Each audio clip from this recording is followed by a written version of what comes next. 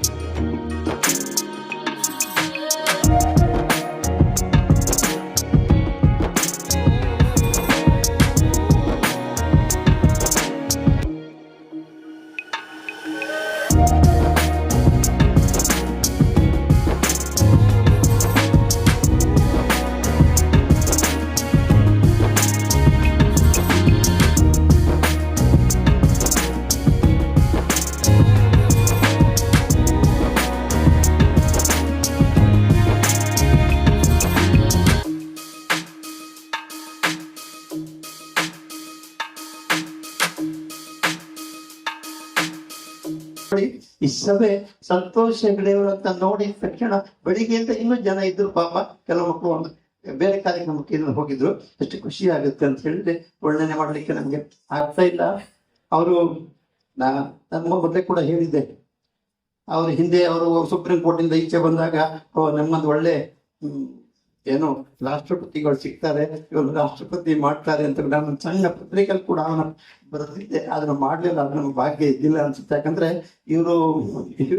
ಇವರು ಭ್ರಷ್ಟರನ್ನು ಬೇಟೆಯಾಡ್ತಾರೆ, ಅದು ಗೊತ್ತಿದೆ. ಅದಕ್ಕೆ ಅಲ್ಲಿ ಏನಾಗುತ್ತೆ ನಿಮ್ಗೆ ಗೊತ್ತಿದೆ, ಈ ಕರ್ನಾಟಕದ ಬೇಟೆಗಾರ ದೊಡ್ಡ ಬೇಟೆಗಾರ ಇವರು. ಯಾವ ಬೇಟೆಗಾರ? ಭ್ರಷ್ಟರ ಬೇಟೆಗಾರ. ಇವ್ರು ಗೊತ್ತಿದೆ, ಕರ್ನಾಟಕ ರಾಜ್ಯ ಕಂಡಂತ ಒಂದು ಮುಖ್ಯಮಂತ್ರಿಯನ್ನ ಇವರು ನಿಮ್ಗೆ ಗೊತ್ತಿದೆ, ಸಭೆ ಜಾಸ್ತಿ ಅದನ್ನು ವಿವರಣೆ ಮಾಡಿ ಹೇಳ್ಬಾರ್ದು. ಹಾಗಾಗಿ ಅವ್ರನ್ನ ವರ್ಣನೆ ಮಾಡ್ಲಿಕ್ಕೆ ಕಷ್ಟ ಅಂತ. ಅವನ ಮಹಾನ್ ವ್ಯಕ್ತಿ, ದೇವತಾ ಮನುಷ್ಯ ಏನ್ ಹೇಳ್ತೀವಿ ನಾವು, ಆ ದೇವತಾ ಮನುಷ್ಯ ಇಲ್ಲಿ ಇವತ್ತಿನ ಪ್ರತ್ಯಕ್ಷ ಆಗಿದ್ದಾರೆ. ಈ ಜಾಗದ ಮಹಿಮೆ ಇರ್ಬೋದು. ಯಾಕಂದ್ರೆ ಈ ಕಲಾದೇವಿಯ ಮಾತೃಭೂಮಿ, ಯಾವುದೇ ವೇದಿಕೆ ಎದುರುಗಳು ಕಲಾದೇವಿಯ ಮಾತೃಭೂಮಿ. ಅಲ್ಲಿ ಕಲಾದೇವಿಯಲ್ಲಿ ಅವಳು ಸರಸ್ವತಿ ಹೌದು, ಲಕ್ಷ್ಮೀ ಹೌದು, ಅಥವಾ ವಿಘ್ನೇಶ್ವರನ್ ಹೌದು. ಅಂತಹ ಮಹಾನ್ ವ್ಯಕ್ತಿ ಸಂತೋಷದವರಿಗೆ ನಿಮ್ಮೆಲ್ಲರ ಪರವಾಗಿ, ನಮ್ಮ ಪರವಾಗಿ, ಎಲ್ಲರ ಪರವಾಗಿ, ವೇದಿಕೆಯ ಪರವಾಗಿ ಅವರಿಗೆ ಸ್ವಾಗತ, ಸುಸ್ವಾಗತ.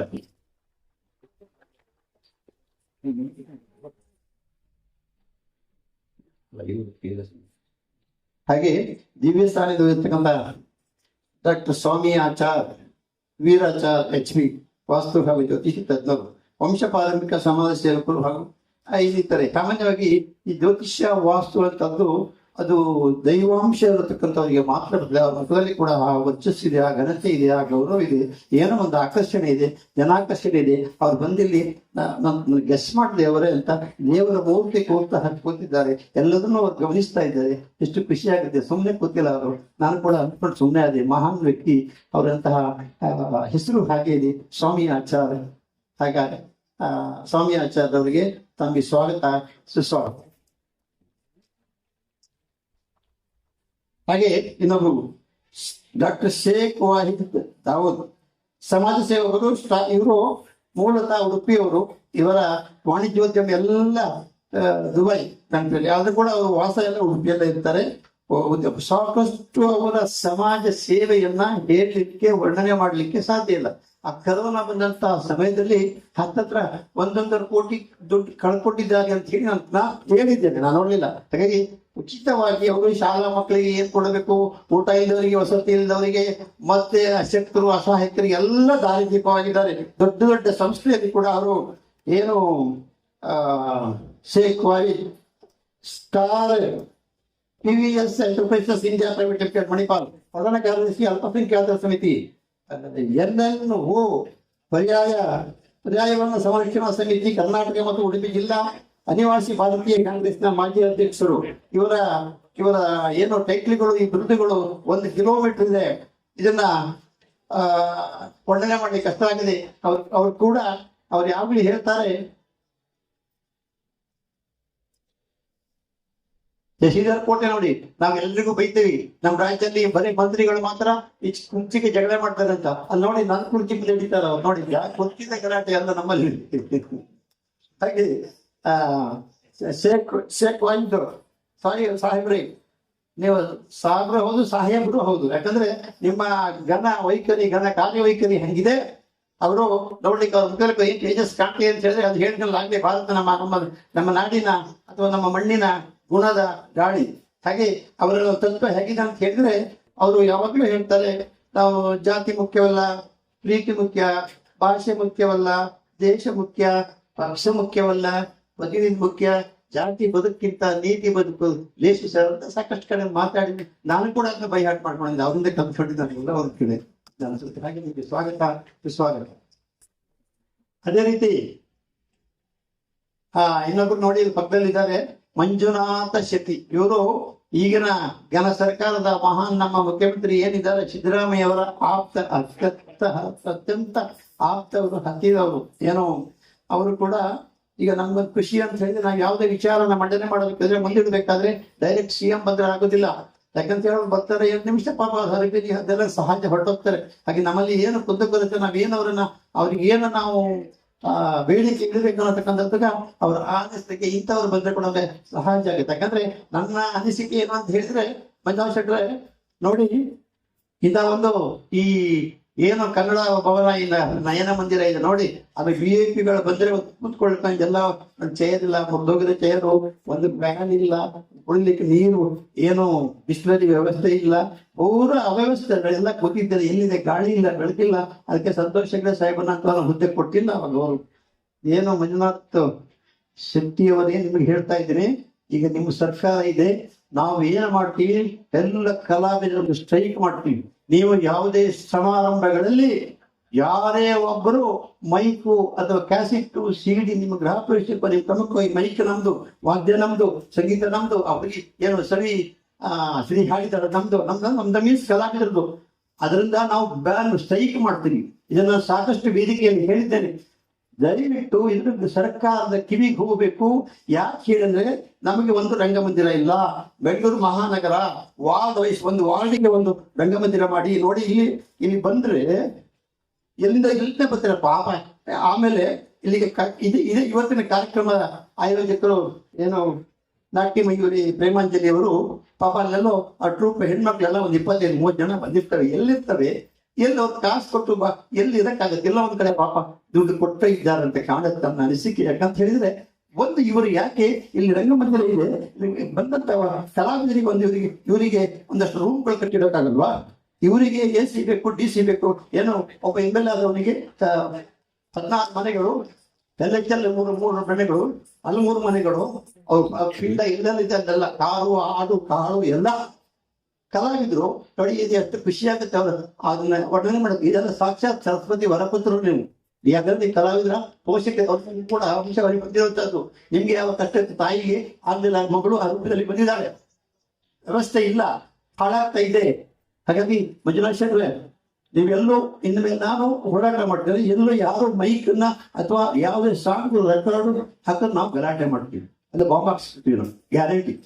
ನೀವು ಅವ್ರಿಗೆ ಏನ್ ಮಾಡಿ ಗೊತ್ತಾ, ನಮ್ಗೆ ವಾರ್ಡ್ ವೈಸ್ ರಂಗಮಂದಿರ ಬೇಕು, ಒಂದು 5 ರೂಮ್ ಬೇಕು. ಹುಬ್ಳಿಂದ ಬರ್ತಾರೆ, ಧಾರವಾಡದಿಂದ ಬರ್ತಾರೆ, ಮಂಗಳೂರಿಂದ ಬರ್ತಾರೆ, ಕುಂದಾಪುರದಿಂದ ಬರ್ತಾರೆ, ಉಳ್ಕೊಳ್ಳೋಕೆ ಮಾಡೋಕೆ ಬೇಕು. ಎಲ್ಲ ಹೆಣ್ಮಕ್ಳು ಎಲ್ಲರಿಗೂ ನಿಮಗೆ ಮಾತ್ರ AC ರೂಮು 14 ರೂಮು. ಒಬ್ಬ MLA ಆದವನಿಗೆ ಎಲ್ಲ 3 ರೂಮು, ಅಲ್ಲಿ 3 ರೂಮು, ಇಲ್ಲಿ 3 ಮನೆ, 16 ಮನೆ ಎಲ್ಲ ಬೇಕು ನಿಮ್ಗೆ. ದಯವಿಟ್ಟು ನಿಮ್ಗೆ ಹೇಳಿದ್ದಲ್ಲ, ಮುಖ ಕಳೆದು ಸಣ್ಣ ಮಾಡಬೇಡಿ, ನೀವು ಇಂಪ್ರೂವ್ ಮಾಡಿ ಅಂತ ನಿಮ್ಗೆ ಹೇಳಿದ್ದು. ಹಾಗಾಗಿ ನೀವು ವಿದ್ಯಾವಂತರು, ಬುದ್ಧಿವಂತರು, ಗುಣವಂತರು, ಘನವಂತರು, ಶೀಲವಂತರು, ಹಣವಂತರು ಕೂಡ ಅವರು ತಿಳಿದಿದ್ದೀರಿ. ಹಾಗಾಗಿ ನಿಮ್ಗೆ ಆ ಭಗವಂತ ಎಲ್ಲ ಒಳ್ಳೇದು ಮಾಡಿ ಹೇಳ್ತಾ ನಿಮ್ಗೆ ಸ್ವಾಗತ, ಸುಸ್ವಾಗತ.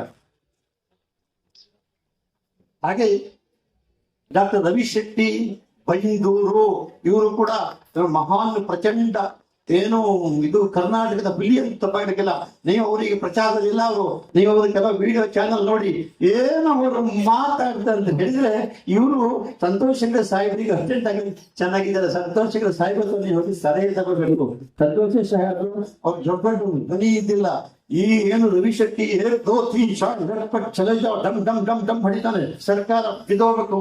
ಪ್ರೈಮ್ ಮಿನಿಸ್ಟರ್ ಎದಳಲ್ಲ, ಚೀಫ್ ಮಿನಿಸ್ಟರ್ ಅಡ್ಡ ಬಿಡ್ತಾನೆ, ಬೇರೆ ಮಂತ್ರಿಗಳು ಮೇಲೆ ನೋಡ್ತಾ ಇರ್ತಾರೆ. ಅಂದ್ರೆ ಆ ತರ ಅಂದ್ರೆ ಸರ್ಕಾರದ ನ್ಯೂನತೆ ಏನಿದೆ ಅವೆಲ್ಲವನ್ನೂ ಎತ್ತಿ ಹಿಡಿತಾನೆ ಹೋರಾಟಗಾರ.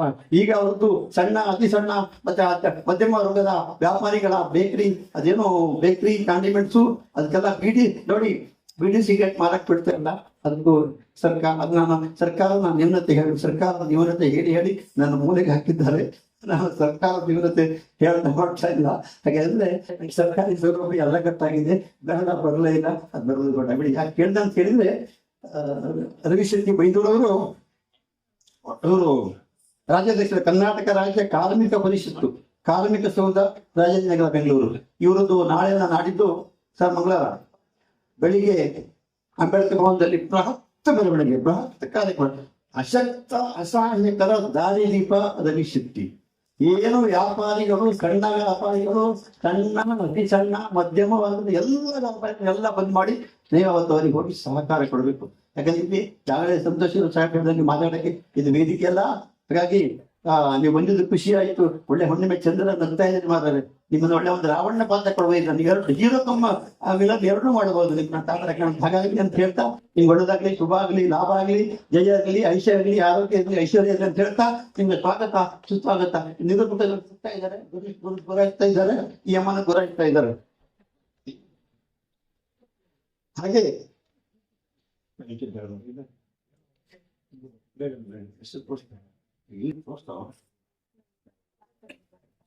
ಇನ್ನೊಬ್ಬ ನೋಡಿ, ಡಾಕ್ಟರ್ ಲಲಿತಾ ರಾವ್, ಅಧ್ಯಕ್ಷರು ಶ್ರೀ ಲಲಿತಾ ಕಲಾ ಅಕಾಡೆಮಿ, ನಿರ್ಮಾಪಕರು, ಸಮಾಜ ಸೇವಕರು, ಕಲಾವಿದರು. ಈ ಸಮಾಜ ಸೇವಕರು ಅಂತ ಬಂದ ತಕ್ಷಣ ಅವ್ರ ಮುಖಾನ ಹೇಳುತ್ತೆ, ಮಲ್ಲಿಗೆ ಹೂವು ಆದಂಗೆ, ತಾವರೆ ಹೂವು ಆದಂಗೆ, ಏನು ಕಾವೇರಿ, ಸಿಂಧು, ನರ್ಮದಾ, ಕಾವೇರಿ, ಗಗನ, ಏನು ಎಲ್ಲ ನದಿಗಳು ಹರಿದು ಬಂದಂಗಿದೆ ಅವ್ರ ಮುಖದಲ್ಲಿ. ಆ ಕಾಂತಿಯ ವರ್ಚಸ್ಸು ಭಗವಂತ ಅವರಿಗೆ ಅದನ್ನೇ ಕೊಟ್ಟು ಹೇಳ್ತಾ, ಅಷ್ಟು ದೂರದಿಂದ ನಮ್ಮ ಕಾರ್ಯಕ್ರಮಕ್ಕೆ ಇಲ್ಲಿ ಬಂದಿದ್ದೀರಿ. ನಿಮ್ಗೆ ಐಷಾ ಆರೋಗ್ಯವನ್ನು ಕೊಟ್ಟು ನಿಮ್ಗೆ ಆ ಭಗವಂತ ಒಳ್ಳೇದು ಮಾಡಿ ಅಂತ ಹೇಳ್ತಾ ನಿಮ್ಗೆ ಸ್ವಾಗತ ಸುಸ್ವಾಗತ ಹೇಳ್ಬೇಕು. ಇಷ್ಟು ಕೊಟ್ಟೆ ಬೇಡ, ಲೇಟಾಗಿ ಬಂದಿದ್ದಾರೆ ಬೇಡ, ಲೇಟಾಗಿ ಅವ್ರು ನನಗೆ ಯಾಕಂದ್ರೆ ಬಹಳ ನಿಜ ಬಹಳ ಆತ್ಮೀಯ ಅದಕ್ಕೆ ಬೇರೆ ಹೊಡೆಯೋದು ನನಗೆ. PG ಅನಿತಾ ಲಕ್ಷ್ಮಿ ಆಚಾರ್ಯ, ಚಿತ್ರದುರ್ಗ ಜಿಲ್ಲೆ, IAS and KS ತರಬೇತುದಾರರು, ಆರ್ಯಪಟ್ಟ ಅಂತಾರಾಷ್ಟ್ರೀಯ ಜ್ಞಾನರತ್ನ ಪ್ರಶಸ್ತಿ. ಅಮ್ಮ ನನಗೆ 1,000 ಮೇಲೆ ನನ್ನ ಈ ಪ್ರಶಸ್ತಿ ಯಾವುದು ಬಂದಿಲ್ವ, ಎಲ್ಲ ನೀವೇ ಇಟ್ಕೊಂಡಿದ್ದೀರಾ. ನಿಮ್ಗೆ ಆ ಭಗವಂತ ಇನ್ನೂ ಕೊಡ್ಲಿ, ರಾಜ್ಯ, ರಾಷ್ಟ್ರ, ಅಂತಾರಾಷ್ಟ್ರ ಮಟ್ಟದಲ್ಲಿ ಎಲ್ಲ ನಿಮ್ಮಲ್ಲಿ ಮನಸ್ಸಿನ ಘನ ಅನಿಸಿಕೆ ಪೂರ್ತಿ ಆಗುತ್ತೆ. ನಿಮಗೆ ಎಲ್ಲ ತರ ಭಗವಂತ ಒಳ್ಳೇದು ಮಾಡ್ತಾನೆ. ದೀರ್ಘ ಸುಮಂಗಲಿ ಭವ, ಆಯುಷ್ಮಾನ್ ಭವ, ಸುಖೀ ಭವ. ಹಾಗೆ ನಿಮ್ಗೆ ನನ್ನ ಸಂಸ್ಥೆಯ ಪರವಾಗಿ, ಎಲ್ಲ ಸಭಿಕರ ಪರವಾಗಿ ನಿಮ್ಗೆ ಸ್ವಾಗತ ಸುಸ್ವಾಗತ. BSNL ನೋಡಿ, ಆತ ಅನ್ನದಾತ ಸುಖೀ ಭವ. ಯಾವುದೇ ಕಾರ್ಯಕ್ರಮದಲ್ಲಿ ನೀವು ಎಷ್ಟು ತಿಂತೀರಾ, ಅನ್ನ, ಇಡ್ಲಿ ಬೇಕಾ, ದೋಸೆ ಬೇಕಾ, ಚಿತ್ರಾನ್ನ ಬೇಕಾ, ಯಾವ್ದು ಬೇಕು ಕೇಳಿದ್ರೆ ಆತ ಸಪ್ಲೈ ಎಲ್ಲ. ಅದೊಂದು ಖುಷಿ ಹಮ್ಮತೆ.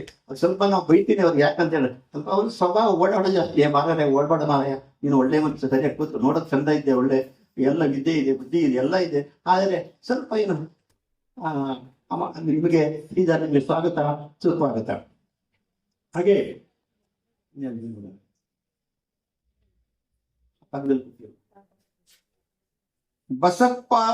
ಬಸವರಾಜ್ ಬಸಪ್ಪ ಹುಣಸಿ ಮರದ.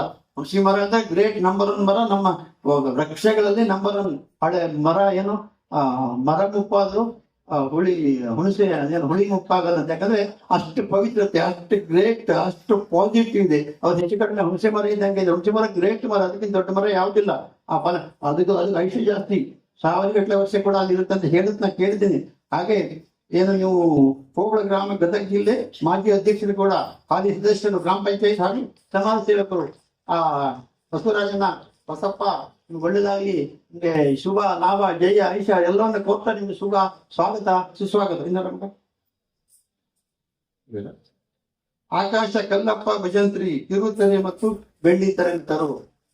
ನಿಮ್ಗೆ ಒಳ್ಳೇದಾಗ್ಲಿ. ನೀನು ಬರೀ ನಟನಾಗ್ಬೇಡ, ಸ್ಕೈ ನಕ್ಷತ್ರದ ಹಾಕಿ ಮಿಳಿತಾ ಇರು, ಸೂರ್ಯನಾಗಿ ಹುಣ್ಮೆ, ಸೂರ್ಯ ನೀನು ಪ್ರತಿದಿನ ಹುಣ್ಮೆ ಆಗಿ ಮಿಳಿತಾ ಇರು, ಹುಣ್ಮೆ ದಿನ ಚಂದ್ರ ಆತ ನಿನ್ ಲೈಫ್ ಉಜ್ವಲ ಭವಿಷ್ಯ ಇದೆ, ನಿನ್ನ ಮುಖದಲ್ಲಿ ಆತರ ಕಾಂತಿ ಇದೆ, ಕಲಾವಿದ್ರ ಕಳೆ ಇದೆ, ನಿನ್ಗೆ ಒಳ್ಳೇದಾಗುತ್ತೆ ಮಗು, ನಿನ್ಗೆ ಲಾಭ ಜಯ ಎಲ್ಲ ಆಗುತ್ತೆ, ನಿನಗೆ ಸ್ವಾಗತ ಸುಸ್ವಾಗತ.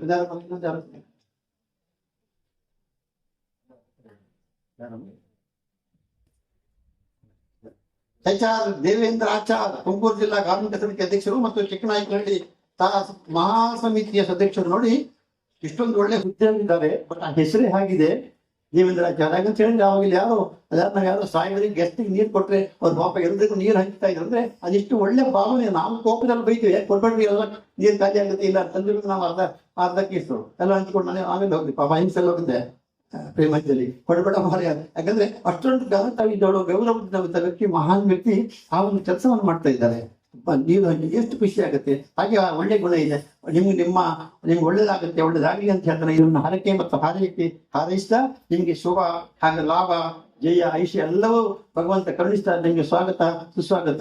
ಶಶಿಧರ ಕೋಟೆ, ಶಶಿಧರ ದರೆ ಎಂತ ಹೇಳುದು ಮಾತ್ರ. ಶಶಿ ದರೆ ಅಂದ್ರೆ ನಮ್ಮಲ್ಲಿ ಇದಂತವೆ ಏನು, ಆ ದರೆ ಹತ್ತಿ ಶಶಿ ಅಂದ್ರೆ ಚಂದ್ರ ಆಕಾಶ ಅವ್ರು ನೋಡಕ್ ಹೋಗಿ ಎಲ್ಲ ಅದು ಹೆಂಗೆ ಪುಣ್ಯಾತ್ಮ.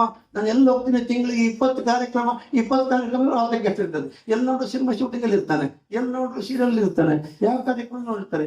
ಎಂತ ಮರೆ ನಿಂಗೆ ಎಂತದೋ ದೇವ್ರದ್ದೇನೋ ಆಶೀರ್ವಾದ. ಶಶಿ ನಿಮ್ಗೆ ಆಶೀರ್ವಾದ ಇರ್ಬೇಕು. ನಿಮ್ಗೆ ಹಾಗೆಲ್ಲ ವಿಷಯ ಗೊತ್ತಿದೆ, ಸಂಗೀತ ಪ್ರಿಯ, ಸಂಗೀತ ರಾಜ, ಹಂಸ ರಾಜ ಎಲ್ಲ ಹೌದು. ನಿಮ್ಗೆ ಆಯುಷ್ಯ ಆರೋಗ್ಯ ಕೊಟ್ಟ ಭಗವಂತ ಕಾಪಾಡಲಿ ಅಂತ ಹೇಳ್ತಾ ನಿಮ್ಗೆ ಸ್ವಾಗತ ಸುಸ್ವಾಗತ. ಹಾಗೆ ಇಲ್ಲವರು ನವೀನ್ ಹೆಗಡೆ ಅಂತ ಬಂದಿದ್ದಾರೆ. ಅವರು ಈ ನಿಮ್ಮ ಸೀರಿಯಲ್ ತುಳು ಸೀರಿಯಲ್ ಅಲ್ಲಿ ಅವಾಗ ಭೂಮಿ ನಿರ್ಮಾಪಕರಬಹುದು, ನಿರ್ದೇಶಕರಬಹುದು ಎಲ್ಲ ಹೌದು. ಹಾಗೆ ನೋಡಿ ದೂರದ ಮುಂದಿಂದ ಅಲ್ಲಿ ಯಾರಪ್ಪ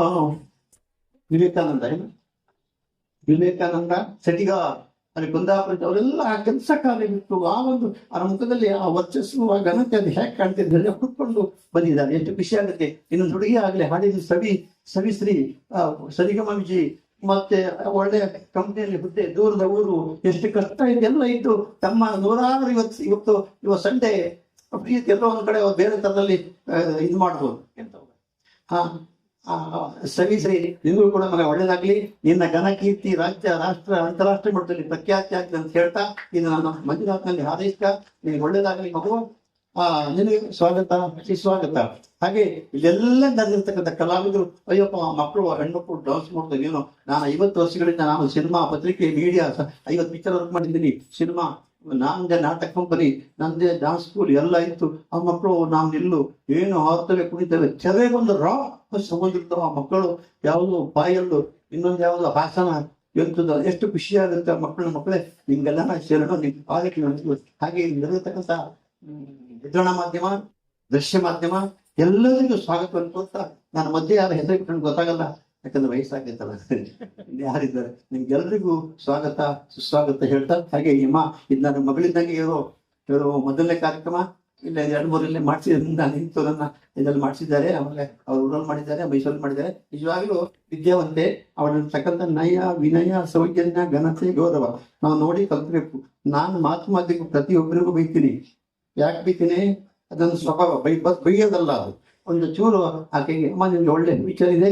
ಒಂದು ಕಾಲೇಜಲ್ಲಿ ಲೆಕ್ಚರ್ ಆಗಿದ್ದಾರೆ ಅಲ್ಲಿ ಅವ್ರ ಊರಿನಲ್ಲಿ ಡಾನ್ಸ್ ಸ್ಕೂಲ್. ಆ ಮಕ್ಕಳು ಅವ್ರ ಮಗಳಿಗೆ ಆಮೇಲೆ ಡಾನ್ಸ್ ಮಾಡ್ಕೊಂಡು ನೋಡಿದ್ರು, ನಿಮ್ಗೆ ಒಳ್ಳೇದಾಗ್ಲಿ ಮಗು, ನಿಮ್ಗೊಂದು ಪ್ರಶಸ್ತಿ ಬರ್ಬೇಕಾಯ್ತು, ಬರ್ಲಿಲ್ಲ, ಬರುತ್ತೆ ಸರ್ಕಾರದಿಂದ. ನೋಡಿ ಇನ್ನೊಬ್ಬ ಅಲ್ಲಿ ನಿರೂಪಕ, ಈ ಸಮುದ್ರದಲ್ಲಿ ದೋಣಿ ಹೆಂಗಿರ್ತದೆ, ಇದು ದೋಣಿ. ಆ ದೋಣಿ ಹೋಗ್ಬೇಕಾದ್ರೆ ಏನೋ ಅದೇನು ದೊಣ್ಣೆ ದೊಡ್ಡ ಸೈನ್ಯ ಹೋಗುತ್ತೆ. ತೆರೆ ಇರಲಿ, ನರೆ ಇರಲಿ, ಮಳೆ ಬರ್ಲಿ, ಬಿರುಗಾಳಿ ಬರ್ಲಿ, ಈ ಸಭೆಗೆ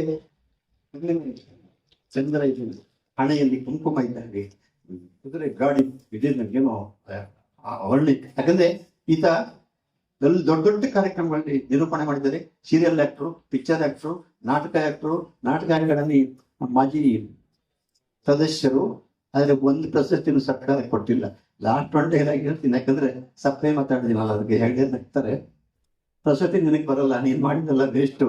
ಯಾರಿಗೆ ಬರುತ್ತೆ ಗೊತ್ತಾ? ಶಶಿಧರ್ ಕೊಟ್ಟೆ ನಗ್ತಾರೆ. ಈಗ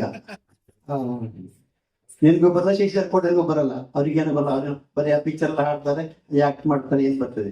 ಹೀಗಿರ್ಬೇಕು ನಿಮ್ ಪ್ರಶಸ್ತಿ ಬರಬೇಕಾದ್ರೆ. ಅಪ್ಪ ಮಗ ಇಬ್ಬರು ಇರ್ತಾರೆ, ಯಾಕಂದ್ರೆ ಅವರು ಏನ್ ಹೇಳ್ತೀನಿ, ಆ ಸಾಹಿತಿ ಅದು ಬರೆದವರು ದೊಡ್ಡ ಪದ್ಮಭೂಷಣ, ಜ್ಞಾನಪೀಠ ಎಲ್ಲ ಪ್ರಶಸ್ತಿ ಬಂದಿದ್ದಾರೆ. ಜ್ಞಾನಪೀಠ ಅಲ್ಲ, ಅದು ಪದ್ಮಪೀಠ ಅಲ್ಲ ಹೇಳಿ ಅಷ್ಟೇ, ಪದ್ಮಶ್ರೀ ಅಲ್ಲ.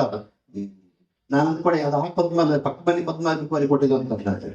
ಪದ್ಮಶ್ರೀ ಅಲ್ಲ, ಯಾವ ಪಕ್ಕದ ಮನೆ ಪದ್ಮನ ಶ್ರೀ ಅಂತ ಹೇಳುವಂತ. ಅದೇ ನಾನು ಜೋಕಿ ಹೇಳಿ ಅವರ ಯಾಕಂದ್ರೆ ಪದ್ಮಪೀಠ ಬಂದವರಿಗೆ ಅಥವಾ ಪದ್ಮಶ್ರೀ ಜ್ಞಾನಪೀಠ ಬಂದವರಿಗೆ ಅಥವಾ ಪದ್ಮಶ್ರೀ ತಗೊಂಡವರಿಗೆ ಈ ಸಾಹಿತ್ಯ ಹೇಗೆ ಅಂತ ಹೇಳಿ ನಾನು ದೂಷಿಸ್ತಾ ಇಲ್ಲ, ತುಚ್ಛೀಕರಿಸ್ತಾ ಇಲ್ಲ, ನಾನು ಹಾಕಿ ಹೇಳ್ತಾ ಇಲ್ಲ.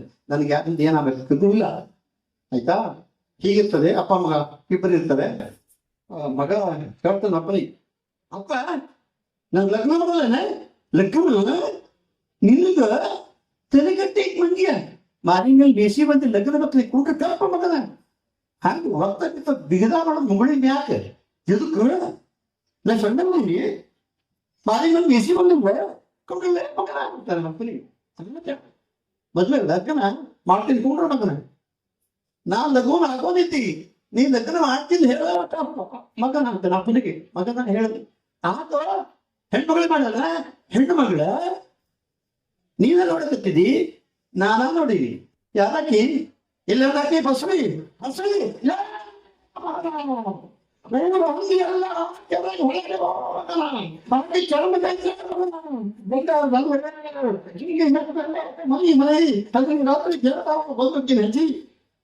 ಎದಕ್ಕೆ ಹೇಳಿದ್ರೆ ಅಂತಂದ್ರೆ ಈ ಸಂಭಾಷಣೆ ಇರಬೇಕು, ಈ ಸಾಹಿತ್ಯ ಇರಬೇಕು. ಈ ಸಾಹಿತ್ಯದವ್ರಿಗೆ ಎಲ್ಲರಿಗೂ ಪದ್ಮಶ್ರೀ ಬಂದಿದೆ, ಜ್ಞಾನಪೀಠ ಬಂದಿದೆ. ಇಂಥದ್ದು ಶಶಿಧರ್ ಕೋಟಿಗೂ ಆಗಲ್ಲ.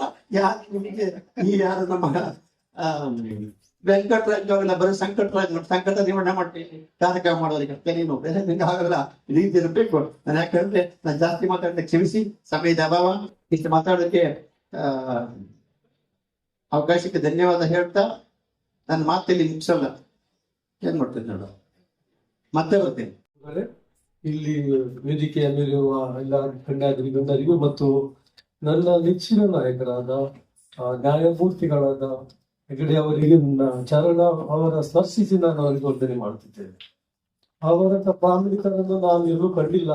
ಅವರ ಮಾರ್ಗದರ್ಶನ ನಡೆಯುವಾಗ ನಾನು ಪ್ರಯತ್ನವನ್ನು ಮಾಡ್ತಿದ್ದೇನೆ. ಅವರ ಈ ನ್ಯೂಸ್ ಪೇಪರ್ ಅಲ್ಲಿ ಬಂದ ನಂತರ ನಾನು ಹಲವಾರು ನನ್ನ ಕಾರ್ಯ ಎಂತ ಹೇಳ್ತಾರೆ, ನನ್ನ ಕೆಲಸದ ಸ್ಥಳಗಳಲ್ಲಿ ನಾನು ಅದನ್ನು ಅಳವಡಿಸುತ್ತಿದ್ದೇನೆ.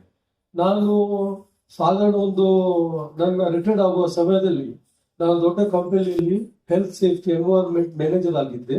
ಅದು ಹೇಳಲೇಬೇಕಾಗ್ತದೆ, ಅವರು ಕೇಳಬೇಕು. ಯಾಕಂದ್ರೆ ಅಲ್ಲಿ 3 ಪ್ರಾಜೆಕ್ಟ್ ಇತ್ತು ಆ ಕಂಪನಿಯಲ್ಲಿ. ನಾನು ಬಂದ ನಂತರ 16 ಪ್ರಾಜೆಕ್ಟ್ ಆಯ್ತು, ಗವರ್ಮೆಂಟ್ ಇದು ಪ್ರಾಜೆಕ್ಟ್ ಎಲ್ಲ. ಅದರಲ್ಲಿ ನಾನು ಇಂಟರ್ವ್ಯೂ ಮಾಡ್ತಾ ಇರುವಾಗ ಪ್ರಾಮಾಣಿಕತೆಯನ್ನು ಪರಿಚಯ ಮಾಡ್ಕೊಳ್ತಿದ್ದೆ ನನ್ನಿಂದ. ಯಾರು ಬರ್ತಾರೆ ಇಂಜಿನಿಯರ್ಸ್ ಎಲ್ಲ, ಅವರಿಗೆ ನಾನು ಅಪಾಯಿಂಟ್ಮೆಂಟ್ ಕೊಡುವಾಗ ಅವ್ರಿಗೆ 70% ಮಾತ್ರ ಅವ್ರದ್ದು ಕೆಲಸದ ಕೌಶಲ್ಯದಲ್ಲಿ ಮಾತ್ರ, ಮತ್ತು 30% ಉಳಿದದ್ದು ಅವರ ಪ್ರಾಮಾಣಿಕತೆಯನ್ನು ಟೆಸ್ಟ್ ಮಾಡಿ ಅವರದ್ದು ಹಿಸ್ಟ್ರಿಯನ್ನು ಚೆಕ್ ಮಾಡಿ ಕೊಡ್ತಿದ್ದೆ. ಅದರಿಂದಾಗಿ ನನ್ನ ಕಂಪನಿಯಲ್ಲಿ ನನಗೆ 3 ತಿಂಗಳಿಗೊಮ್ಮೆ ಸ್ಯಾಲರಿ ಹೆಚ್ಚಾಗ್ತಾ ಹೋಗ್ತಾ ಇತ್ತು. ಅವರಿಗೆ ಕೂಡ ಸ್ಯಾಲರಿ ಹೆಚ್ಚಾಗಿ ಮಾಡ್ತಿದ್ದೆ ನಾನು. ಅದರಿಂದ ನನ್ನ ಜೀವನದಲ್ಲಿ ನಾನು ಕೂಡ ಪ್ರಾಮಾಣಿಕತೆಯನ್ನು BM ಹೆಗಡೆ ಅವರಿಂದ ನಾನು ಇದನ್ನು ಕಲ್ತಿದ್ದೇನೆ. ಯಾಕಂದ್ರೆ ಅವರು ಅಂತ ಪ್ರಯತ್ನ ಮಾಡ್ತಿದ್ದಾರೆ, ಅವರು ಹೆದರುತ್ತಿಲ್ಲ ಯಾವ ಕೆಲಸ ಮಾಡುವಾಗ ಕೂಡ. ನಾನು ಕೂಡ ಅವರ ಊರಲ್ಲಿ ಹುಟ್ಟಿದವನು, ಕೃಷ್ಣನಗರಿಗೆ ಹುಟ್ಟಿದವನು. ನಾನು ಹಿಂದೂ ಧರ್ಮದ ಮೇಲೆ ನಮ್ಗೆ ತುಂಬಾ ಅಭಿಮಾನ ಇದೆ. ಕೃಷ್ಣ ಮಠದಲ್ಲಿ ಊಟ ಮಾಡಿಕೊಂಡು ಮಣಿಪಾಲದಲ್ಲಿ ಕಲ್ತುಕೊಂಡು ನಾನು ಬೆಳೆದವನು. ಮಣಿಪಾಲ MIT ಯಲ್ಲಿ ಕಲ್ತವನು ನಾನು, ಅಲ್ಲಿ ಬೆಳೆದವನು.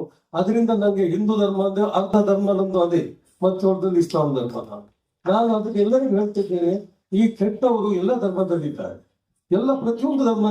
ನಾನು ಎಲ್ಲ ದೇಶಗಳನ್ನು ಸುತ್ತಿದ್ದೇನೆ, ಎಲ್ಲ ಧರ್ಮದವರಿದ್ದಾರೆ, ಒಳ್ಳೆಯವರಿದ್ದಾರೆ. ಆದ್ರಿಂದ ನಾವು ಪ್ರಯತ್ನ ಮಾಡಬೇಕು, ನಾವು ಒಳ್ಳೆಯವರಾಗಿ ಮತ್ತೊಬ್ಬರಿಗೆ ತೋರಿಸಿ ಅವರು ನಮ್ಮನ್ನು ನೋಡಿ ಒಳ್ಳೆಯವರಾಗಬೇಕು. ಈಗ BM ಹೆಗಡೆ ಅವರನ್ನು ನೋಡಿ ಎಷ್ಟು ಜನ ಒಳ್ಳೆಯವರಾಗಲಿಕ್ಕಿಲ್ಲ ಇಲ್ಲ. ಈಗ ವಿಶೇಷವಾಗಿ ನಾನು ಇವತ್ತಿದೊಂದು ಕಾರ್ಯಕ್ರಮ ಬರ್ತೇನೆ. ನಾನೊಂದು 3:30 ಗಂಟೆಗೆ ಇಲ್ಲಿ ಬಂದಿದ್ದೇನೆ. 2 ನಿಮಿಷ ಆಯ್ತಾ? 1 ನಿಮಿಷ ಇದೆ ನಿಮಗೆ. ಈ 1 ನಿಮಿಷ ಇದನ್ನು ಮುಗಿಸ್ತೇನೆ ನಾನು. ಈ ಮಕ್ಕಳ ಡ್ಯಾನ್ಸ್ ಮಾಡ್ತಾರೆ, ಇವರಿಗೆ ಟೀಚರ್ಸ್ ಇದ್ದಾರೆ, ಕೊರಿಯೋಗ್ರಾಫರ್ಸ್ ಇದ್ದಾರೆ, ಅವರಿಗೆ ಕಲಿಸ್ತಾರೆ, ಎಷ್ಟು ಪ್ರಯತ್ನ ಮಾಡ್ತಾರೆ. ಅದನ್ನು ನಾನು ಅಲ್ಲಿ ಕುತ್ಕೊಂಡು ನೋಡ್ತಾ ಇದ್ದೆ. ಬೇರೆ ಲೋಕಕ್ಕೆ ಹೊರಟೋದೆ ನಾನು. ಆ ಮಕ್ಕಳ ಒಂದು ನೃತ್ಯವನ್ನು ನೋಡುತ್ತಾ ಅದನ್ನು ಅನುಭವಿಸಿದೆ ನಾನು. ಅದು ನನ್ನ ಮೊಮ್ಮಕ್ಕಳಿದ್ದಾರೆ ನನಗೆ. ಈಗ ನನ್ನ ಮಕ್ಕಳು ದೊಡ್ಡವರಾಗಿದ್ದಾರೆ, ಮೊಮ್ಮಕ್ಕಳಿದ್ದಾರೆ. ಅವರಿಗೆ ತೋರಿಸಿದ್ರೆ ನಾನು ದುಬೈಗೆ ಇಲ್ಲಿಂದ ತೋರಿಸ್ತೇನೆ. ಅವರಿಗೆ ತುಂಬಾ ವಿಚಿತ್ರದಿಂದ ಹುಡ್ತಾ ಇದ್ದಾರೆ ಅವರು ದೇವಸ್ಥಾನ. ಅದು ನೋಡಿ, ಅದೊಂದು ಮತ್ತೊಂದು ವಿಷಯ ಏನಂದ್ರೆ, ಈ ಡ್ಯಾನ್ಸ್ ಅಲ್ಲಿ ಧರ್ಮ ಇದೆ, ಪ್ರಾರ್ಥನೆ ಇದೆ. ನಾನು ಈಗ ಒಂದು ಮಗು ಡ್ಯಾನ್ಸ್ ಮಾಡಿ ಹೋಯ್ತಲ್ಲ, ಅದರಲ್ಲಿ ಭಜನೆ ಇದೆ, ಪ್ರಾರ್ಥನೆ ಇದೆ, ದೇವರ ಸ್ತುತಿ ಇದೆ. ನೋಡಿ ಎಷ್ಟು ಒಳ್ಳೆ ದೇಶ ನಮ್ದು. ಪ್ರತಿಯೊಂದರಲ್ಲೂ ಕೂಡ ನಾನು ದೇವರನ್ನು ಕಾಣ್ತೇವೆ. ನಮ್ಮ ಧರ್ಮದಲ್ಲಿ ನಾವು ದೇವರನ್ನು ಕಾಣುತ್ತೇವೆ. ಇಲ್ಲಿ ನಮ್ಮ ಮುಸ್ಲಿಂ ರಾಜರು ಬಂದರು, ಎಲ್ಲ ಎಲ್ಲಿಗೂ ಕೊಂಡೋಗ್ಲಿಲ್ಲ, ಇಲ್ಲೇ ಹಾಕಿ ಹೋದ್ರು, ಇಲ್ಲೇ ಮಣ್ಣಾಗಿ ಹೋಗಿದ್ದಾರೆ. ಅದರಿಂದ ಅಂತವರನ್ನು ನಾವು ಹುಡ್ಕೊಂಡು ಹೋಗೋದ್ರಿಂದ ಈಗ ನಾವು ಪ್ರೆಸೆಂಟ್ ಅಲ್ಲಿ ಬಾಳ್ಬೇಕು. ನಾವು ಅಂತವರಿಗೆಲ್ಲ ನೆನೆಸಿ ಎಲ್ಲ ಬಾಳುವ ಅಗತ್ಯ ಇಲ್ಲ.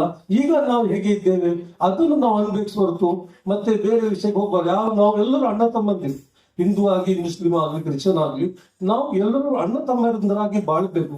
ಹಾಗಾಗಿ ಕೆಟ್ಟವರು ಪ್ರತಿಯೊಂದು ನಿಮ್ಗೆ ಧರ್ಮದಲ್ಲಿ ಸಿಗ್ತಾರೆ. ಅದರಿಂದ ನಾವು ಕೆಟ್ಟವರಾದ್ರೆ ಅವರದ್ದು ದೂರ ಸರಿಬೇಕು, ಒಳ್ಳೆಯವರಾದ್ರೆ ಅವರ ಹತ್ರ ಕೈ ಜೋಡಿಸ್ಬೇಕು. ಇದೇ ಆಗಿ ನಾವು ಈಗ ಸರ್ಕಾರಕ್ಕೆ ದೂರ ಏನು ಪ್ರಯೋಜನ ಇಲ್ಲ, ಯಾವ ಕೆಲಸಕ್ಕೂ ಇಲ್ಲ. ಯಾವ ಸರ್ಕಾರ ಬಂದು ಕೂಡ ನಮ್ಮಿಂದ ಏನಾಗ್ತದೆ ಅದನ್ನು ನಾವು ಮಾಡಿ ತೋರಿಸ್ಬೇಕು. ಈಗ ನೋಡಿ, ನಾನು ಬಾಲ್ಯದಲ್ಲಿ ಕಡು ಬಡವರಾಗಿ ಹುಟ್ಟಿದವ್ರು. ನನ್ನ ತಂದೆ ಆರ್ಮಿಯಲ್ಲಿ, ಆಗ ಮಡ್ರಾಸ್ ಆರ್ಮಿ ಸ್ವಾತಂತ್ರ್ಯ ಸಿಕ್ಕಿತ್ತು.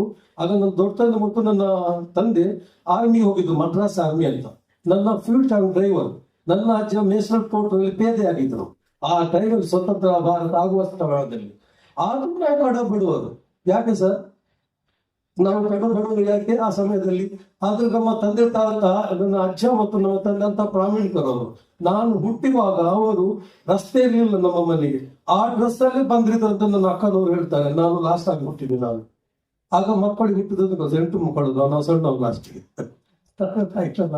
ಅದರಿಂದ ಎಲ್ಲರಿಂದ ನಾನು ಈಗ ಸ್ವಲ್ಪ ಪೈಕಟ್ಟು ದುಡ್ದು ಎಲ್ಲ ನಾನು ನನ್ನ ಸ್ವಂತ ಪ್ರಯತ್ನದಲ್ಲಿ ನಾನು ಸೆಲ್ಫ್ ಮೇಡ್ ಪರ್ಸನ್ ಹೇಳ್ತಾರಲ್ಲ, ಹಾಗೆ ಆಗಿದ್ದೇನೆ. ಅದೇ ರೀತಿ ನಾವೆಲ್ಲರೂ ಹೆಗಡೆ ಅವರು ಹೇಳಿದಾಗೆ ಕೇಳ್ಕೊಂಡು ನೀವು ಕೂಡ ನಿಮ್ಮ ಜೀವಮಾನ ಅಳವಡಿಸ್ಕೊಳ್ಳಿ, ಹಿಂದಕ್ಕೆ ಬರ್ಬೋದು. ಜೈ ಹಿಂದ್, ಜೈ ಕರ್ನಾಟಕ.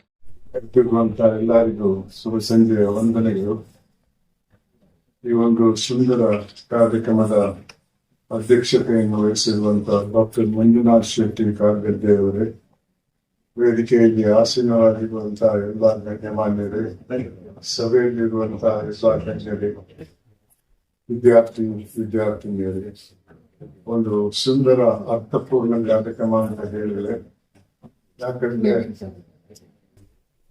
ಇವತ್ತಿನ ಪರಿಸ್ಥಿತಿಯಲ್ಲಿ ಒಳ್ಳೆ ಕೆಲಸ ಮಾಡಿದವರನ್ನ ಗುರುತಿಸಿ ಸನ್ಮಾನಿಸುವುದು ಸಮಾಜದ ಕರ್ತವ್ಯ ಅಂತ ನಾನು ತಿಳ್ಕೊಂಡಿದ್ದೆ. ಆದ್ರೆ ಇವತ್ತಿನ ಸಮಾಜದ ಭಾವನೆಯಿಂದ ಇಂಥ ಕೆಲಸಗಳು ಸಮಾಜದ ಪರವಾಗಿ ಆಗ್ತಾ ಇಲ್ಲ. ಆದ್ರಿಂದ ನಾನು ಈ ಕಾರ್ಯಕ್ರಮವನ್ನ ಆಯೋಜಿಸಿದಂತ ಎಲ್ಲರಿಗೂ ವಂದಿಸ್ತಾ, ನಾಟ್ಯ ಮಯೂರಿ ನೃತ್ಯ ಟ್ರಸ್ಟ್ ಅವರೊಂದಿಗೆ ಅಭಿನಂದಿಸ್ತಾ ಇದ್ದೇನೆ. ಇಂಥ ಕಾರ್ಯಕ್ರಮದಿಂದ 2 ಸಂದೇಶಗಳು ಸಮಾಜಕ್ಕೆ ಹೋಗುತ್ತದೆ. ಮೊದಲನೇದಾಗಿ, ಇವತ್ತು ಪ್ರಶಸ್ತಿ ಪಡೆಯುವಂತಹ ವ್ಯಕ್ತಿಗಳಲ್ಲಿ ಹೆಚ್ಚಿನ ಹುರುಪು ಬರಬಹುದು. ನಾವು ಇನ್ನೂ ಹೆಚ್ಚಿನ ಒಳ್ಳೆ ಕೆಲಸ ಮಾಡಿದ್ರೆ ಸಮಾಜ ನಮ್ಮನ್ನ ಗುರುತಿಸಿ ಪುರಸ್ಕರಿಸಬಹುದು ಅಂತ. ಅದೇ ರೀತಿ ಈ ಕಾರ್ಯಕ್ರಮವನ್ನ ಕಂಡವರಿಂದ, ಅದರ ಬಗ್ಗೆ ತಿಳುವಳಿಕೆ ಪಡೆದವರಿಂದ ಅವರಲ್ಲಿ ಕೂಡ ಹೆಚ್ಚಿನ ಹುರುಪು ಬರಬಹುದು. ಜಾಸ್ತಿ ಒಳ್ಳೆ ಕೆಲಸ ಮಾಡಿದ್ರೆ ನಮ್ಮನ್ನು ಕೂಡ ಸರಿ ಇಂಥ ಸಂಸ್ಥೆಗಳು ಗುರುತಿಸಿ ಸನ್ಮಾನಿಸಬಹುದು ಅನ್ನುವ ಒಂದು ಭಾವನೆ ಬರಬಹುದು. ಈ ಹಿನ್ನೆಲೆಯಲ್ಲಿ ಸಮಾಜದಲ್ಲಿ ಶಾಂತಿ ಸೌಹಾರ್ದ ಜಾಸ್ತಿ ಆಗ್ತದೆ ಅಂತ ನಾನು ತಿಳ್ಕೊಂಡಿದ್ದೇನೆ. ಯಾಕಂದ್ರೆ ಇವತ್ತಿನ ಪರಿಸ್ಥಿತಿಯಲ್ಲಿ ಸನ್ಮಾನ ಸಿಗುವುದು ಅಧಿಕಾರದಲ್ಲಿರುವವರಿಗೆ ಅಥವಾ ಶ್ರೀಮಂತರಿಗೆ ಮಾತ್ರ. ನಿಜವಾಗಲೂ ಸನ್ಮಾನಿಸಬೇಕಾದಂತಹ ವ್ಯಕ್ತಿಗಳನ್ನು ಗುರುತಿಸುವುದು ಬಹಳ ಕಮ್ಮಿ. ಆದ್ರಿಂದ ಇಂಥ ಕಾರ್ಯಕ್ರಮವನ್ನು ಒಂದು ಅರ್ಥಪೂರ್ಣ ಕಾರ್ಯಕ್ರಮ ಅಂತ ಹೇಳಿದ್ರೆ, ಈ ಕಾರ್ಯಕ್ರಮದಲ್ಲಿ ಪುಟಾಣಿಗಳ ನೃತ್ಯ ಕಂಡು ಬಹಳಷ್ಟು ಸಂತಸ ಆಗಿದೆ. ಆದ್ರಿಂದ ಇದೊಂದು ಸುಂದರ ಕಾರ್ಯಕ್ರಮ ಅಂತ ಕೂಡ ನಾನು ಹೇಳಬಯಸ್ತೇನೆ. ಬಂಧುಗಳೇ, ನನ್ನ ಲೋಕಾಯುಕ್ತದ ಅನುಭವವನ್ನು 5 ನಿಮಿಷದಲ್ಲಿ ಹೇಳಿ ನನ್ನ ಮಾತಿಗೆ ವಿರಾಮ ಕೊಡ್ತಾ ಇದ್ದೇನೆ. ನಾನು ಹಲವಾರು ಹುದ್ದೆಯಲ್ಲಿ ಕೆಲಸ ಮಾಡಿದಂತಹ ವ್ಯಕ್ತಿ. ಆದರೆ ಲೋಕಾಯುಕ್ತಕ್ಕೆ ಬಂದ ನಂತರ ಬಹಳಷ್ಟು ಅನ್ಯಾಯವನ್ನ ಕಂಡೆ. ಯಾಕೆ ಈ ರೀತಿ ಆಗ್ತಾ ಇದೆ ಅಂತ ನನ್ನಲ್ಲಿ ನಾನು ಚರ್ಚೆ ಮಾಡಿದಾಗ ನನಗೆ ಅನಿಸಿದ್ದು, ಇದು ವ್ಯಕ್ತಿಗಳ ತಪ್ಪಲ್ಲ, ಇದು ಸಮಾಜದ ತಪ್ಪು. ನಾವು ಚಿಕ್ಕವನಾಗಿದ್ದಾಗ ಅಂತ ಸಮಾಜದಲ್ಲಿದ್ದೆ, ಆ ಸಮಾಜ ಒಳ್ಳೆ ಕೆಲಸ ಮಾಡಿದ್ದವ್ರನ್ನ ಗುರುತಿಸಿ ಸನ್ಮಾನಿಸ್ತಾ ಇತ್ತು, ತಪ್ಪು ಮಾಡಿದ್ದವ್ರನ್ನ ಶಿಕ್ಷಿಸ್ತಾ ಇತ್ತು. ಅದು ಕೋರ್ಟಿನ ಶಿಕ್ಷೆ ಅಲ್ಲ. ಉದಾಹರಣೆಗೆ ನನ್ನ ಗ್ರಾಮದಲ್ಲಿ ಯಾರಾದ್ರೂ ಜೈಲಿಗೆ ಹೋಗಿದ್ರೆ ನನ್ನ ಪೋಷಕರು ಹೇಳ್ತಾ ಇದ್ರು, ಆ ಮನೆ ಹತ್ರ ಹೋಗ್ಬೇಡ ಅಂತ. ಆ ಬಹಿಷ್ಕಾರ ಅನ್ನೋದು ಒಂದು ದೊಡ್ಡ ಶಿಕ್ಷೆ ಆಗಿತ್ತು. ಅದು ತಪ್ಪು ಮಾಡಿದ್ದವನಿಗೆ ಮಾತ್ರ ಅಲ್ಲ, ಆತನ ಕುಟುಂಬದ ಇತರ ಸದಸ್ಯರ ಮೇಲೆ ಕೂಡ ಅದರ ಪರಿಣಾಮ ಬೀಳ್ತಾ ಇತ್ತು. ಇವತ್ತು ಆ ಸಮಾಜದ ಭಾವನೆಯಲ್ಲಿ ಬದಲಾವಣೆ ಬಂದಿದೆ. ಇವತ್ತು ಜೈಲಿಗೆ ಹೋಗಿ ಜಾಮೀನು ತಗೊಂಡು ಬಂದಂತ ವ್ಯಕ್ತಿಗಳಿಗೆ ಹಾರಾಟಕ್ಕೆ ಏರ್ಪೋರ್ಟಿಗೆ ಹೋಗ್ತಾರೆ, ಬಸ್ ಸ್ಟೇಷನ್ಗೆ ಹೋಗ್ತಾರೆ. ಎಂತ ಸಮಾಜದಲ್ಲಿ ಇದ್ದೇವೆ? ಏನ್ ಸಂದೇಶ ಕಲಿಸ್ತೇವೆ ನಾವು ಮಕ್ಕಳಿಗೆ?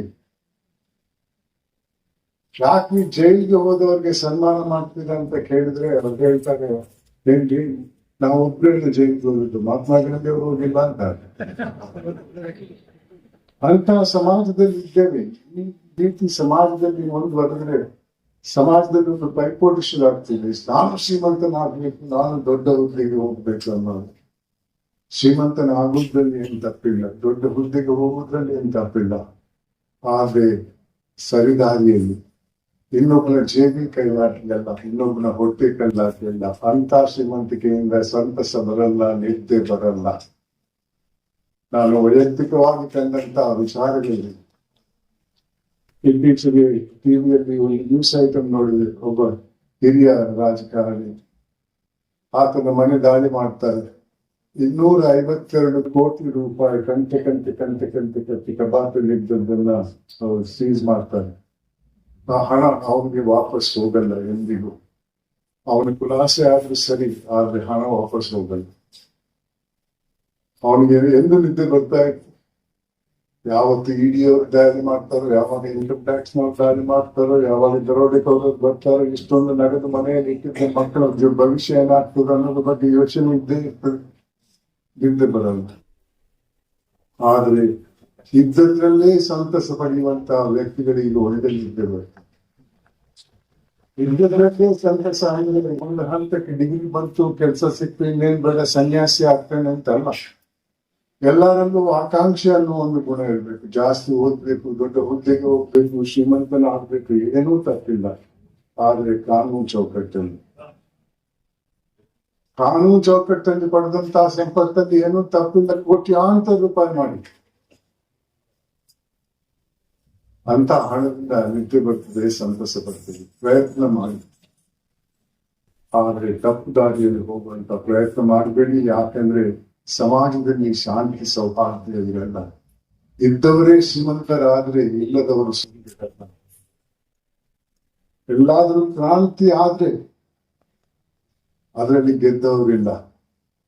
ಯಾವುದೇ ಒಂದು ಸಾಮಾಜಿಕ ಬದಲಾವಣೆ ಬರ್ಬೇಕಾದ್ರೆ ಅದು ಶಾಂತಿಯುತವಾಗಿ ಬರಬೇಕು.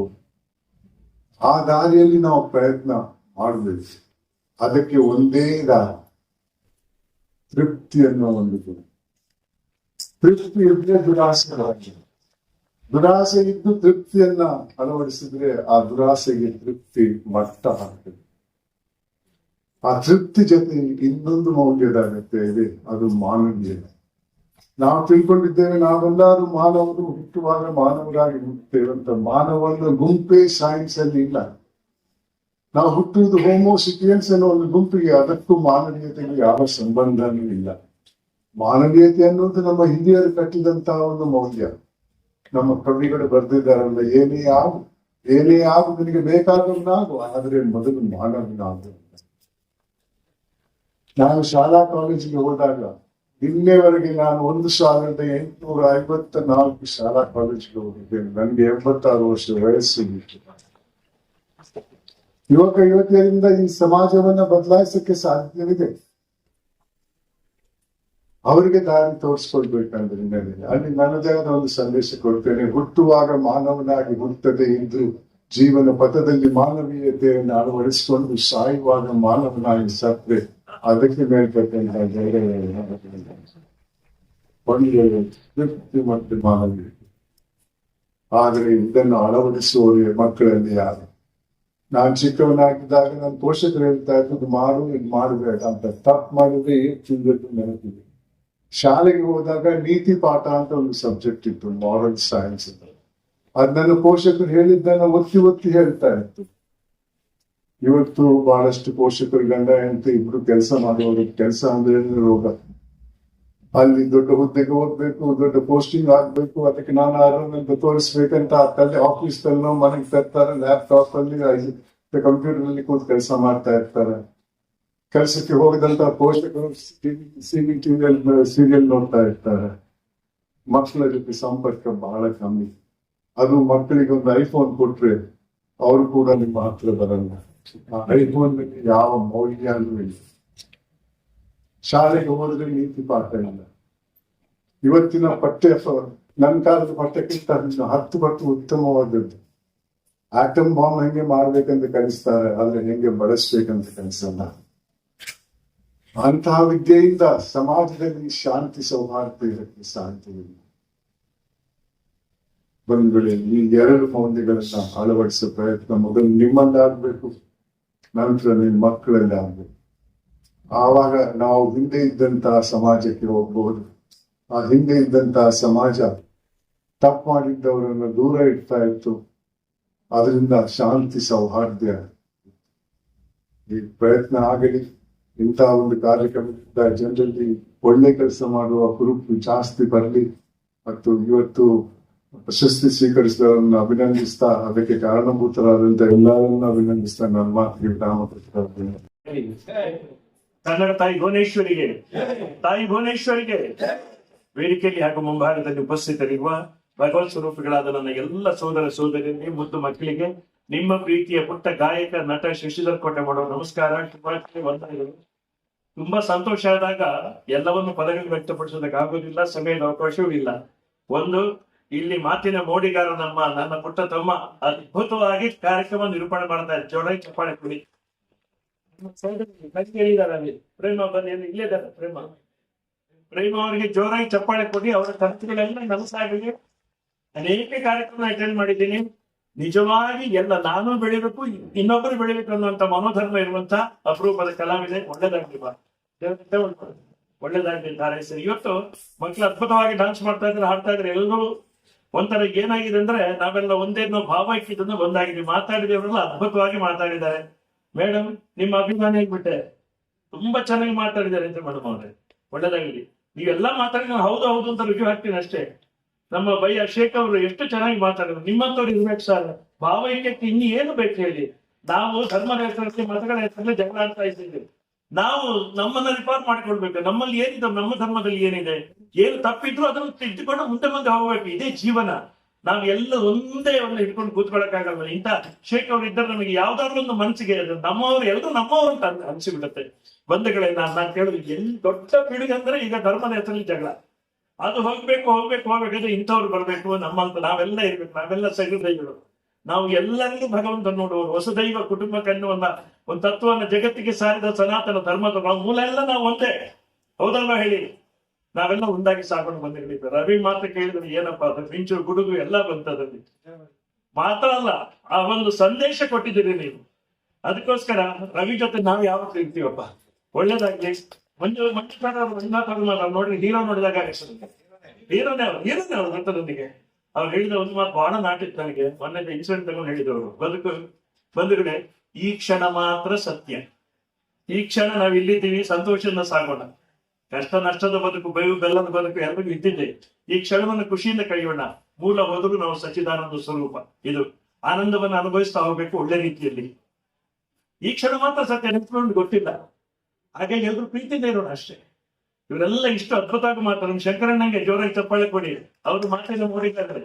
ಈ ವೇದಿಕೆಗಿರೋ ಎಲ್ಲರಿಗೂ, ನಿಮ್ಗೆಲ್ರಿಗೂ ನಾನು ಶುಭ ಹಾರೈಸ್ತೀನಿ. ನನ್ನ ಸಂತೋಷಕ್ಕೆ ಹೆಚ್ಚಿನ ಕಾರಣ ಅವರ ಅಭಿಮಾನಿ ಬಾಳಗ. ನಾನು ಯಾರು? ಸಂತೋಷ್ ಹೆಗ್ಡೆ. ಸಂತೋಷ್ ಹೆಗ್ಡೆ ಅವರ ಅಭಿಮಾನಿ ಬಳಗದಲ್ಲಿ ಬೆಳಿಬೋದು. ನಾವು ಬೇಗ ಅಧ್ಯಕ್ಷ ಸ್ಥಾನಕ್ಕೆ ನಾನು ಭಯಪಟ್ಟು ಕೊಡ್ತೇನೆ. ಅವರ ಅಭಿಮಾನಿ ಬಳಗದ ಆಜೀವ ಸದಸ್ಯ ನಾನು ಅಂತ ಹೇಳ್ತೀನಿ. ಗ್ರೇಟ್ ಪರ್ಸನ್ ಅಂತವ್ರು ಇದ್ದ ಗುರುಗಳಿದ್ದಾರೆ, ಜ್ಯೋತಿಷ್ಯದ ದೊಡ್ಡ ಸಾಧಕರಿದ್ದಾರೆ. ನಮ್ಗೆಲ್ಲ ಸಭೆಯಲ್ಲಿರೋರು ಕೂಡ, ಇಲ್ಲಿರೋರು ಅಲ್ಲಿರೋರು. ನೀವು ನಾವು ಬೇರೆ ಎಲ್ಲರೂ ಸಾಧಕರೇ ಇಲ್ಲಿ, ನಾವೆಲ್ಲ ಒಂದೇ. ಸಂತೋಷ್ ಹೆಗ್ಡೆ ಅವರಿಗೆ ಜೋರ ಚಪ್ಪಾಳೆ ಕೊಡಿ ಸರ್. ಅವ್ರಿಗೆ 86 ಖಂಡಿತ ಆಗಲಿಲ್ಲ, ಅವ್ರಿಗೆ 26, ಜಸ್ಟ್ 26. ಇನ್ನೂ 106 ವರ್ಷಗಳ ಕಾಲ ಸರ್ ನಮ್ ಜೊತೆ ಇದು ನಮ್ಗೆ ಗೈಡ್ ಮಾಡ್ಬೇಕು. ಸಚ್ಚೆ ಅವರ ಹತ್ತಿರ ಹೋದ್ರೆ ಗೊತ್ತಾಗುತ್ತೆ ಎಷ್ಟು ಸರಳತೆ, ಎಷ್ಟು ವಿನಯ, ಎಷ್ಟು ಪ್ರೀತಿ. Is ambassador of our great Indian culture.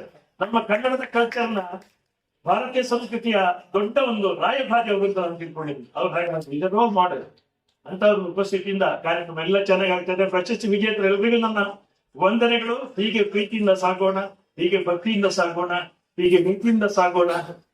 ಮರ ಗಿಡಗಳನ್ನು ಬೆಳೆಸೋಣ, ಪರಿಸರವನ್ನು ಉಳಿಸೋಣ, ಪ್ರಕೃತಿ ಮಾತೆಗೆ ನಮಿಸೋಣ, ಸಕಲರ ಕ್ಷೇಮವು ಬಯಸೋಣ. ಎಲ್ಲರಿಗೂ ಸುಖವಾಗಿ 2 ಸಾಲು ನಾನು ನೀವೆಲ್ಲ ಸೇರಿ ಹಾಡಬೇಕು.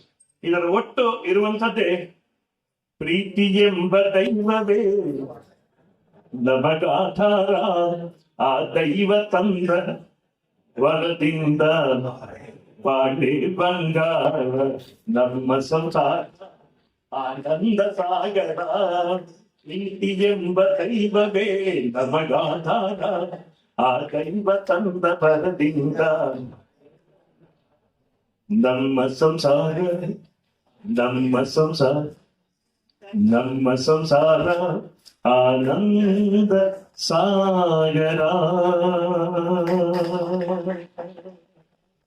ಭಾರತ್ ಮಾತಾ ಕಿ ತಾಯಿ ಭುವನೇಶ್ವರಿಗೆ, ತಾಯಿ ಭುವನೇಶ್ವರಿಗೆ. ಮಕ್ಕಳಿಗೆ ಕೊನೆಗೊಂದು ಮಾತು ಹೇಳಿ ಹೋಗ್ತೀನಿ, ಎಲ್ಲ ಭಾಷೆಗಳನ್ನು ಪ್ರೀತಿಸಿ. ನಾನು MA ಮಾಡಿದ್ದೀನಿ ಇಂಗ್ಲಿಷ್ ಅಲ್ಲಿ, ಅದು ಜ್ಞಾನಕ್ಕೋಸ್ಕರ ಮಾತ್ರ.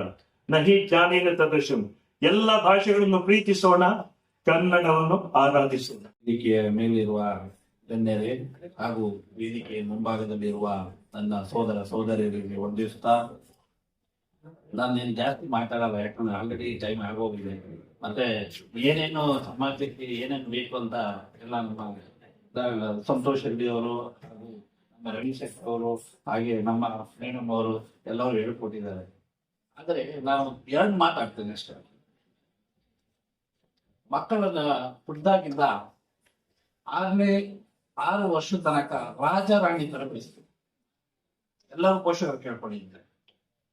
7ನೇ ವರ್ಷದಿಂದ 17ನೇ ವರ್ಷ ತನಕ ಸೈನಿಕರ ತರ ಬೆಳೆಸ್ತೀವಿ. ಯಾಕೆ ಗೊತ್ತಾ? ಇಲ್ಲಿ ರಾಜ ರಾಣಿ ತರನು ಬೆಳೀತಾರೆ, ಅಲ್ಲಿ ಸೈನಿಕರ ತರನು ಬೆಳೀತಾರೆ. ಆವಾಗ ಮಕ್ಕಳಲ್ಲಿ ಎಲ್ಲಾ ತರ ಗುಣಗಳು ಹೊಂದಾಣಿಕೆ ಆಗುತ್ತೆ. ಆವಾಗ ಮಕ್ಕಳು ಎಲ್ಲಾ ಒಂದು ಸಮಾಜದಲ್ಲಿ ಎಲ್ಲಾ ತರ, ಇಲ್ಲಿ ಕಷ್ಟನೂ ನೋಡಿರ್ತಾರೆ, ಸುಖನೂ ನೋಡಿರ್ತಾರೆ. ಆವಾಗ ಕಷ್ಟ ಬಂದ್ರು ಅವ್ರು ಹೆದರೋದಿಲ್ಲ, ಸುಖ ಬಂದ್ರು ಅವ್ರು ಹೆದರೋದಿಲ್ಲ. ಆಗ ಒಂದು ಪರಿಪೂರ್ಣ ವ್ಯಕ್ತಿಯಾಗಿ ಸಮಾಜದಲ್ಲಿ ನಡೀತಾರೆ. ಹಾಗೆ ಎಲ್ಲರೂ ರಾಜಕೀಯದವರಿಗೆ ಬೈತಾರೆ. ನಾನು ಒಬ್ಬ ರಾಜಕೀಯನೇ, ನಾನು ತುಂಬಾ ಸಮಾಜ ಸೇವೆ ಮಾಡ್ತೀನಿ. ನನ್ನಲ್ಲಿ ಒಂದೇ ಗುರಿ, ನನಗೆ ಬಡವರು ನೋಡಿದಾಗ ನಾನು ಕಾಲು ಮುಗಿಯುತ್ತೇನೆ. ಯಾಕೆ ಗೊತ್ತಾ? ಅವರಲ್ಲಿ ಕಪಟ ಮೋಸ ಏನು ಇರಲ್ಲ. ಈಗ ದುಡ್ಡು ಮನುಷ್ಯರಲ್ಲಿ ಏನ್ ತಗ, ಈಗ ಮೊನ್ನೆ ಆಯ್ತು ಅಹಮದಾಬಾದ್ ಫ್ಲೈಟ್ ಅಲ್ಲಿ ನಾನು ಟ್ರಾವೆಲ್ ಮಾಡ್ತಾ ಇರ್ತೀನಿ. ಪ್ರೊಫೆಷನ್ ಇರೋರು ರೆಸ್ಪಾನ್ಸ್ ಇಲ್ಲ ಅಂದ್ರೆ ನಮಗೆ ಮಾತಾಡಕ್ಕೆ ಸ್ಪಿರಿಟ್ ಇರೋದಿಲ್ಲ. 1 ಸೆಕೆಂಡ್ ಭಲೋ ಭರತ್ ಮಾತಾಡಕ್ಕೆ ವೆರಿ ಗುಡ್. ಈ ಧ್ವನಿ ಯಾವಾಗ್ಲೂ ಇರ್ಬೇಕು. ಮೊನ್ನೆ ಆಪರೇಷನ್ ಸಿಂಧೂರ ಆಯ್ತು, ಯಾಕೆ ಈ ಧ್ವನಿ ಬರ್ಲಿಲ್ಲ? ಈ ಧ್ವನಿ ಪ್ರತಿಯೊಬ್ಬ ಭಾರತೀಯ ನಾಗರಿಕನಲ್ಲಿ ಇದ್ದಿದ್ದೇ ಆಗಿದ್ರೆ ಪಾಕಿಸ್ತಾನದಿಂದ ಭಯೋತ್ಪಾದಕರು ಭಾರತಕ್ಕೆ ಸುಳಿತಾ ಇರಲಿಲ್ಲ. ಹೌದಾ? ಒಪ್ಕೊಳ್ತೀರಾ? ಆದ್ರೆ ಈ ಧ್ವನಿ ಪ್ರತಿಯೊಬ್ಬ ನಾಗರಿಕನಿಗೆ ಇದ್ದಿದ್ರೆ ಭಯೋತ್ಪಾದಕರನ್ನ ಉಟ್ಟಳಿಸ್ತಾ ಇದ್ವಿ. ಆದ್ರೆ ಅಂತ ಮಹಾನ್ ಕಾರ್ಯವನ್ನ ನಮ್ಮ 2 ಮಹಿಳೆಯರು ಮಾಡಿದ್ರು. ಅವರಿಗೆ ನಾನು ಈ ವೇದಿಕೆ ಮೂಲಕ ಒಂದು ಧನ್ಯವಾದಗಳನ್ನ, ಅಭಿನಂದನೆಗಳನ್ನ ಸಲ್ಲಿಸ್ತಾ ಇದ್ದೀನಿ.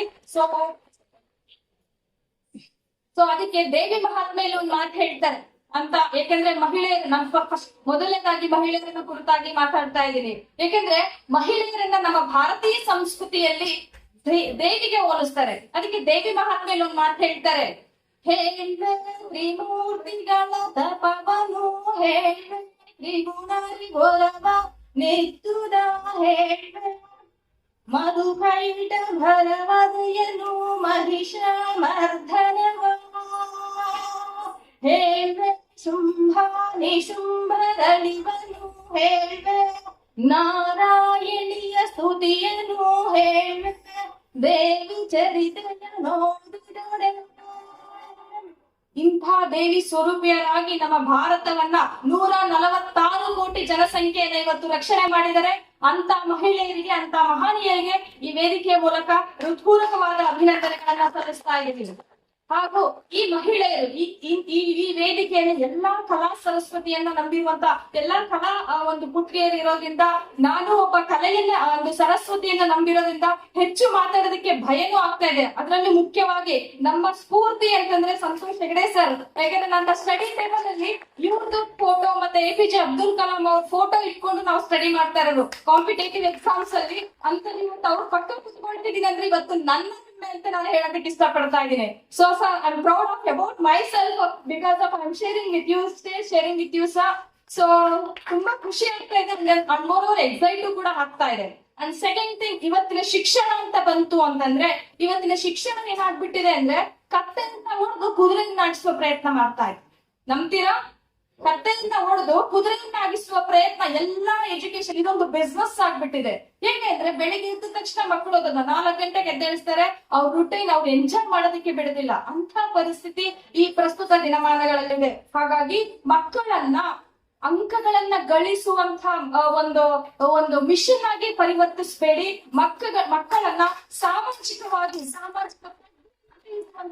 ತಿಳ್ಕೊಳ್ಳುವಂತ ಒಂದು ಸೋಷಿಯಲ್ ಮೊರಾಲಿಟಿಯನ್ನ ತಿಳ್ಕೊಳ್ಳುವಂತ ಮಕ್ಕಳಾಗಿ ಬೆಳವಣಿಗೆ ಮಾಡಿ. ಯಾಕೆಂತಂದ್ರೆ ಈಗಿನ ಮಕ್ಕಳು ಏನಿದ್ದಾರೆ ಬುಕ್ಕಿಸ್ಟ್ಗಳು, ಪ್ರಪಂಚದ ಜ್ಞಾನ ಏನೂ ಇಲ್ಲ. ಎಷ್ಟೋ ಮಕ್ಕಳನ್ನ ನಾವು ನೋಡ್ತೀವಿ, ಎಷ್ಟೋ ಮಕ್ಕಳನ್ನ ನಾನು ಕೌನ್ಸಿಲಿಂಗು ಕೂಡ ತಗೊಂಡಿದ್ದೀನಿ. ಚಿಕ್ಕ ಮಕ್ಕಳು ಏನೇನೋ ಕೇಸಸ್ಗಳು, ಯಾವ ಹೇಳಕ್ ಆಗದಂತ ಪ್ರಾಬ್ಲಮ್ಸ್ ಗಳನ್ನ ಇಟ್ಕೊಂಡು ನಮ್ಮ ಹತ್ರ ಬರ್ತವೆ. ಸೊ ಹಾಗಾಗಿ ಮಕ್ಕಳಿಗೆ ಸೋಷಿಯಲ್ ಮೊರಾಲಿಟಿಯನ್ನ ಕಳಿಸಿ. First of all social justice ಅಂತ ನಮ್ಮ ಮಕ್ಕಳಿಗೆ ಮತ್ತೆ ನಮ್ಮ ಪ್ರಜೆಗಳಿಗೆ ತಿಳಿಸಬೇಕಾದ ಅನಿವಾರ್ಯತೆ ಪ್ರಸ್ತುತ ದಿನಮಾನಗಳಲ್ಲಿದೆ. ಹಾಗಾದ್ರೆ ಸೋಷಿಯಲ್ ಜಸ್ಟಿಸ್ ಅಂದ್ರೆ ಏನು? ಸೋಷಿಯಲ್ ಜಸ್ಟಿಸ್ ಅಂದ್ರೆ ಏನು? ಸಾಮಾಜಿಕ ಕಳಕಳಿ. That's it. Social justice, what is the meaning of social justice? Can you anybody? ಸಾಮಾಜಿಕ ಕಳಕಳಿ. That's it. No, everyone deserves that. Economy, polity, social rights and opportunity, that is called social justice. ಪ್ರತಿಯೊಬ್ಬ ನಾಗರಿಕನಿಗೂ ಸಾಮಾಜಿಕವಾಗಿ, ರಾಜಕೀಯವಾಗಿ, ಆರ್ಥಿಕವಾಗಿ ಸಿಗುವಂತಹ ಹಕ್ಕು ಮತ್ತು ಅವಕಾಶಗಳನ್ನ ಸಾಮಾಜಿಕ ನ್ಯಾಯ ಅಂತ ಹೇಳಿ ಕರಿತೀವಿ. ಆಗ ಪ್ರಸ್ತುತ ದಿನಮಾನಗಳಲ್ಲಿ ಸಿಗ್ತಾ ಇದೆಯಾ? ನೀರಿಲ್ಲದ ಗಂಟಲು ಕಡಲು ತುರುಕಿದಂತಾಯ್ತು. ಸಿಗ್ತಾ ಇದೆಯಾ ಇವತ್ತು ಸೋಷಿಯಲ್ ಜಸ್ಟಿಸ್ ಎಲ್ಲರಿಗೂ? ಸಿಗ್ತಾ ಇದೆಯಾ? ನಿಮ್ಮ ಈ ನಮ್ಮನ್ನು ಈ ರೀತಿ ಆಳ್ವಿಕೆ ಮಾಡ್ತಾ ಇರೋದು ಒಪ್ತೀರಾ?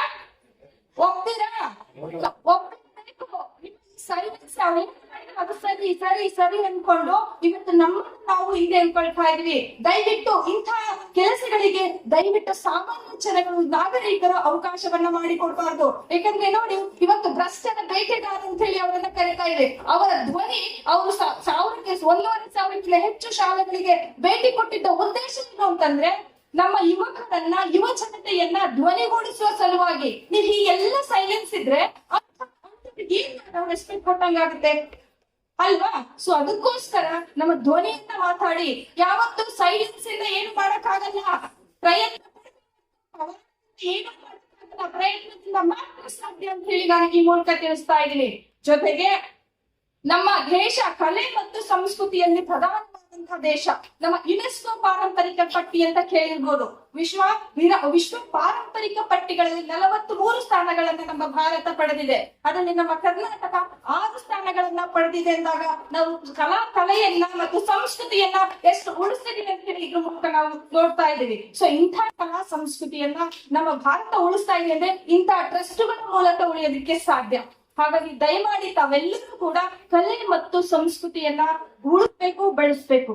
ಜೊತೆಗೆ ಇತ್ತೀಚಿನ ದಿನಗಳಲ್ಲಿ ಮಕ್ಕಳನ್ನ ನಾವು ನೋಡಿದಾಗ ಮಕ್ಕಳು ಏನ್ ಕೆಲಸ ಸರ್ ಹೇಳಿದ್ರಾಗ್ಲೆ, ಉಣಬೇಡ, ತಿನ್ನಬೇಡ, ನೀರಂತೂ ಕುಡಿಯಲೇಬೇಡ, ರೀಲ್ಸ್ ನೋಡದೆ ಮಲಗಬೇಡ, ಇನ್ಸ್ಟಾಗ್ರಾಮ್ ರೀಲ್ಸ್ ಅಪ್ಲೋಡ್ ಮಾಡದೆ ಮಲಗಬೇಡ, ಒಟ್ಟಿನಲ್ಲಿ ಮನೆಗೆ ಬೆಂಕಿ ಬಿಟ್ಟರು ಕೂಡ ಕದಲಬೇಡ. ಹೌದಾ?